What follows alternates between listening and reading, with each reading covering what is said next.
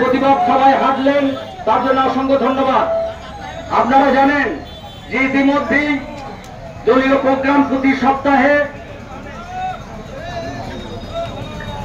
সপ্তাহে যে বাঙালিদের প্রতি যে আক্রমণ সারা ভারতবর্ষে বিজেপি শাসিত রাজ্যে, তারই প্রতিবাদে আমাদের মাননীয় পঞ্চায়েত সমিতির সভাপতি আহমেদ সাহেবের নির্দেশে যে ব্লকের সমস্ত নেতৃত্বের উদ্যোগে যে মহামিছিলটি হল, এখানে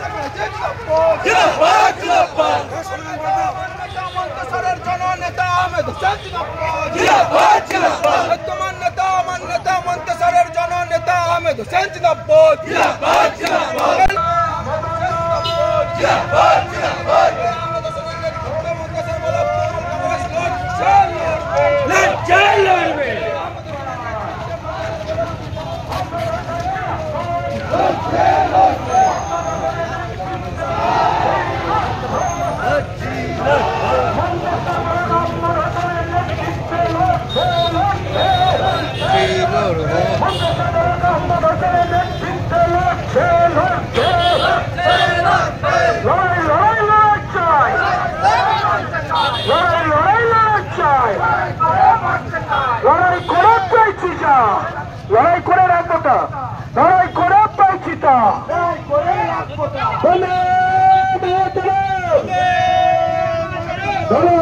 সবাই বলো, দাঁড়িয়ে না থেকে আওয়াজ তোলো, রাস্তাঘাটে সবাই বলো, মন্তেশ্বর বাজারে আওয়াজ তোলো।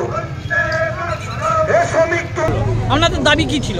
আমাদের দাবি এই মিছিলটা যে কারণে হলো সেটা হচ্ছে বাইরের রাজ্যে বিজেপি শাসিত রাজ্যে বাঙালিদের ওপর এবং বাংলা ভাষায় কথা বললি তাদের ওপর যে অত্যাচার হচ্ছে তারই প্রতিবাদে আমাদের আজকের এই মিটিং এবং মিছিল হলো।